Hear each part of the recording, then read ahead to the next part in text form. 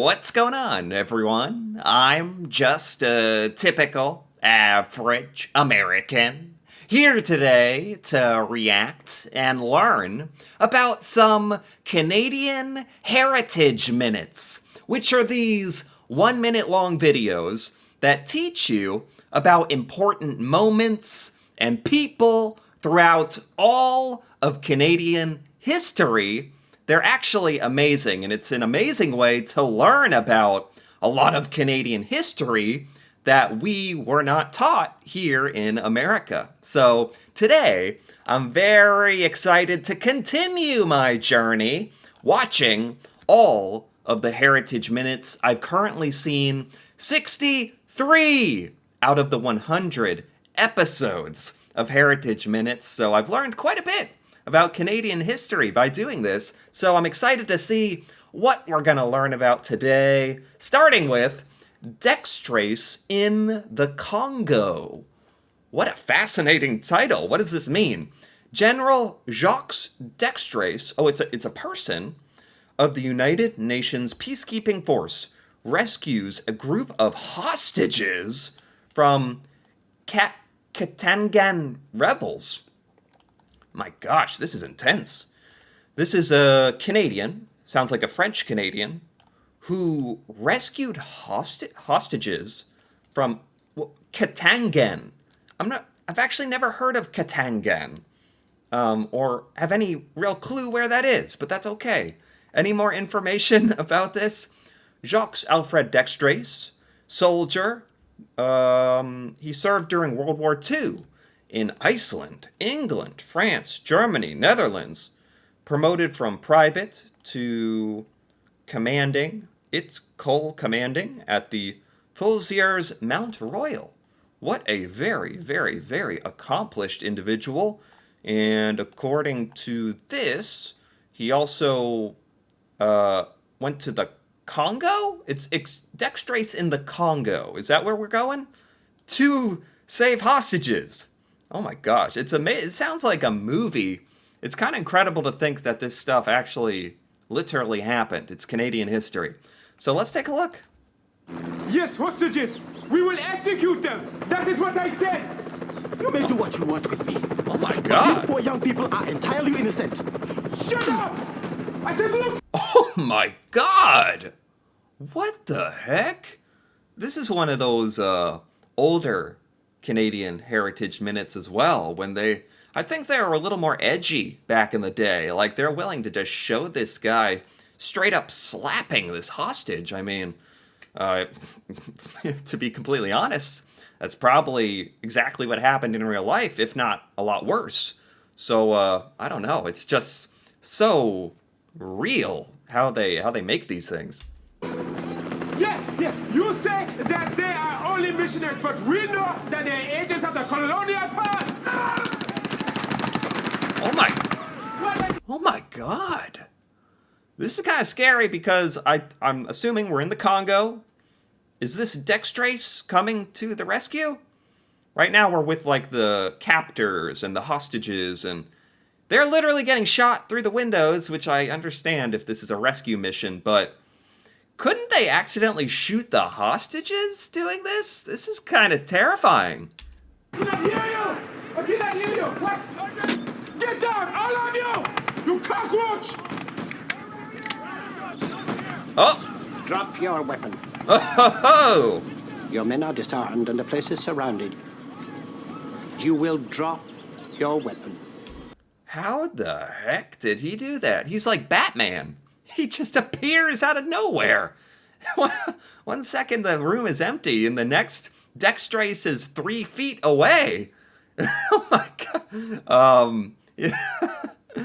I'm thinking this is kind of a dramatized rendition of what happened, but my goodness. So he just came in, guns blazing, saved the day.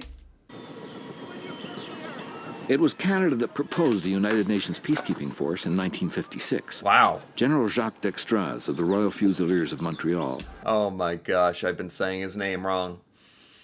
It's a French name. I've been butchering it. Oh, Dextraze. Dextraze, okay. Would later become head of our armed forces. Who are you? Dextraze, United Nations Peacekeeping Force. Even the way he just says his name, walks off, his job is done. What an amazing Canadian. Oh my gosh, that's never heard of him before. That's really cool. Okay, let's keep going here though. Next is the Maple Leaf Gardens, an area that will come to be known as Canada's Cathedral of Hockey, is built in Toronto, 1931, almost 100 years ago. Maple Leaf Gardens. I've never heard of this before. This sounds like a big deal. If it's Canada's Cathedral of Hockey, I know Canadians, you take your hockey pretty seriously. Any more information on this? Maple Leaf Gardens, now known as Toronto Metropolitan University's Matami Athletic Center, with center spelled the weird way, the Canadian way, that's okay, is a historic building located on the corner of Church and Carleton Street in Toronto. Originally built as the home of the Toronto Maple Leafs from the NHL, this Cathedral of Hockey, what a name, the Cathedral of Hockey, was home to the Marlboros, the Toronto Marlboros, like the cigarettes, and the Ontario Hockey League throughout the 1900s. This is where the Maple Leafs have won their 11 Stanley Cups. I didn't know the Toronto Maple Leafs won 11 Stanley Cups. Anytime I hear about the Maple Leafs, it's through like Canadian TikToks or Canadian memes. And it's always joking about how they never win. They've won 11 Stanley Cups. I never even heard about that. Anyway, this is not really... This Heritage Minute is about Maple Leaf Gardens. So I guess this is relevant. I was going to say I shouldn't go off on this tangent. But it was the first NHL All-Star game occurred here as well. It is more than just a hockey arena. That's certainly what it sounds like to me. Okay, so what's this Heritage Minute about? Like the creation of this hockey arena? Fergus, tell us about the hockey. That Conn Smythe, he's going to call the team the Maple Leafs. The Maple Leafs? Says here he's going to build a new arena, too. Is this what Canadians' reaction was? This is when the Maple Leafs were first, like, created as a team. Like, as an American, I have to admit, when I first heard the name, like, oh, the Maple Leafs as a sports team, I was like, that's a little on the nose, because it's like Canada is known for maple leaf, maple syrup. It is your flag, the maple leaf. It's like, it's very on the nose, very Canadian name. And this guy's like, Maple Leafs? Even he thinks, like, okay, that's really on the nose. He comes up with a better name for it. Con, I told you, the bank can't find that kind of money to build an arena in this depression. But, Sir John, listen, we have a deal with the workers. Part of their pay in shares. Part of their pay in shares? Yes, sir.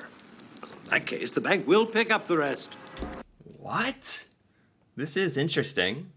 It's also very funny to me. There's a whole Canadian Heritage Minute dedicated to a hockey arena. Not that it's a bad thing, but it's like these Heritage Minutes are usually very serious, very historical, serious Canadian events and people, and it's like, what else makes the cut? Canadian hockey arena. But apparently, I shouldn't joke, because this is a very, very, very significant structure in Canadian history. It just is. They to fund the creation of this hockey arena, they let the workers own shares of the arena. I've never heard of such a thing. She's Oh, there it is. Good, Patty. You're lucky you got a job. Yes, we are. I'll be up inside of 6 months. What's the rush? Wow. We're all shareholders. She open, ching ching, we make money. And open. Is he supposed to be Italian? Was that like the most stereotypical Italian? We make money. Like, are they kidding with that? I don't know. Maybe some Italians really talk like that. I don't know. Reminded me of Super Mario. Anyway, I'm not here to judge, but that was a little too on the nose as well. They really built this thing in 6 months, because these days, nothing can get built in 6 months, let alone the cathedral of all hockey. 6 months? It's like we used to be able to build things quickly, and somehow we have lost the technology. How the heck did they do this? But she did, to thousands of glorious days and nights.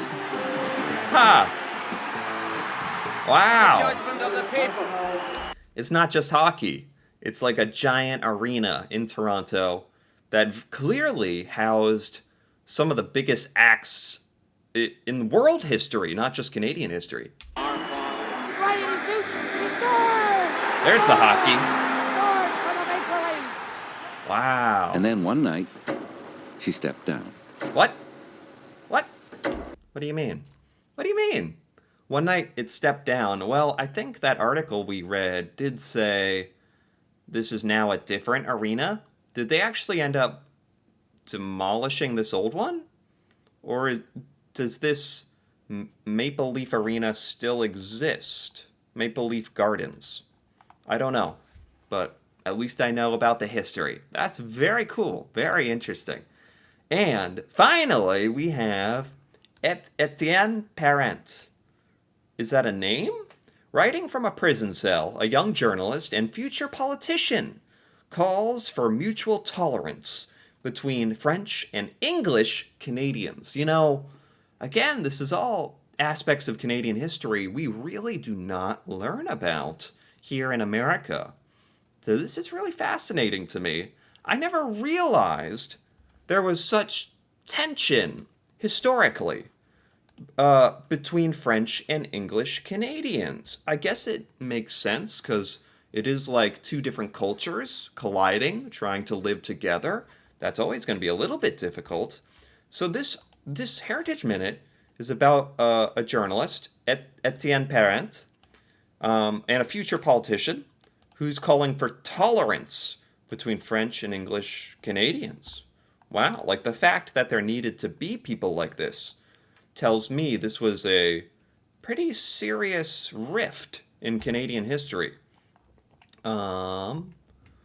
Yep, lawyer, public servant, journalist, editor of Le Canadien, then the editor of La Gazette de Quebec.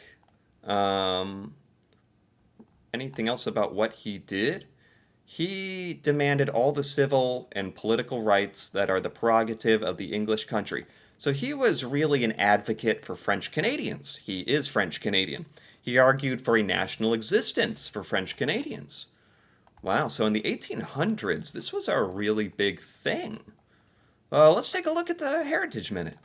We're all sons of liberty! If I'm sticking up arms, it was to put an end to this corrupt regime! They'll never succeed in getting rid of us! I'm a patriot. Whoa! What's going on here? French Canadian being thrown in the slammer. Why is that? This is Quebec, 1838. Almost 200 years ago. Was to put an end to this corrupt regime! They'll never succeed in getting rid of us! I'm a patriot, but I'm against this armed insurrection. Armed insurrection? What's this armed insurrection? We must reply to bureaucrats who stifle us. We can thrive through education, political economy, and industry, not armed rebellious acts. So when French Canadians were kind of fighting for their rights or more equality or recognition or whatever, however you want to phrase it, there were French Canadians who were rebelling in a violent manner. And then there were French Canadians who wanted to do it in more of a peaceful manner by changing people's thoughts and opinions over time. And this is one of those French Canadians who tried to go that peaceful route. Our two races can live side by side without one enslaving the other. Races? What? What? Was that did they mistranslate that? What, the race of French Canadians and English Canadians? Like they're different races. That had to be a problem in the translation. I don't understand that at all.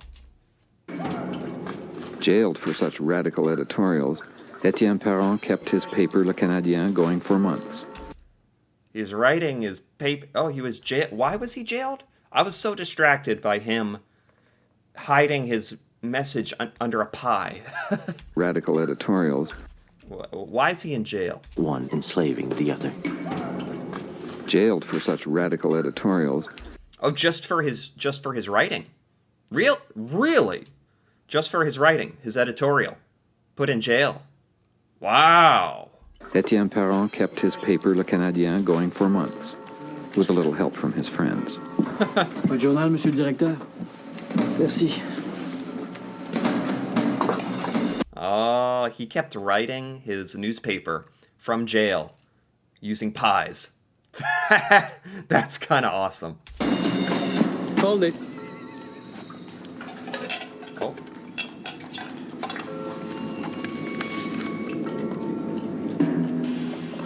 A century later, the political ideas that had inspired Étienne Perron would reappear and transform Quebec in its quiet revolution. Wow.